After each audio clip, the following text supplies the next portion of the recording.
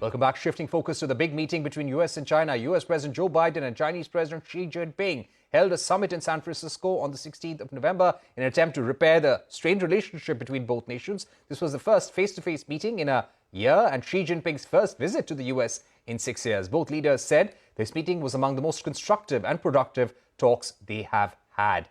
Let me now go across to Victor Gao, somebody who has worked very closely with the Chinese government and works with the Chinese think tank as well. Mr. Gao, let me begin by asking you, the Chinese government described the 4-hour meeting as quite productive. And they even went on to say that the San Francisco agreements, if in a way implemented, could be a new era in US-China ties. Thank you very much for having me. First of all, I would say the summit meeting in San Francisco is truly a new turning point in China-US relations. The two countries now have a new page to write upon for whatever that they may do in the coming weeks, months, and probably a couple of years. And there may be a lot of heavy lifting to be done in the future. And the goal is to stabilize China-US relations, to prevent it from further deteriorating, and to see whether major milestones can be crossed. So don't be surprised in the coming weeks and months if you hear more good news in the aftermath of the summit meeting in San Francisco. But I would like to ask you, there was a US attempt to set the guardrails in this relationship, to not let the relationship deteriorate beyond a certain point. From the Chinese point of view, what would be the red line in the relationship with the US, which China would definitely not like crossed?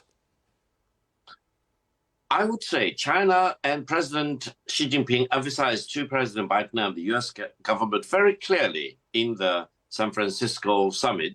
That is, the Taiwan issue is the red line of the red line of the red line. It's the most sensitive issue between China and the United States, and China urged the United States to continue to apply the one China policy, treating Taiwan as part of China. The United States has been operating on that basis since January the 1st, 1979. I don't see any reason why the United States wants to reverse itself, and China will never allow any country, including the United States, to recognize both China on the one hand and Taiwan on the other hand, because China always demands the one China policy and does not allow any country to break away from the one China policy or to treat China and Taiwan as two separate countries.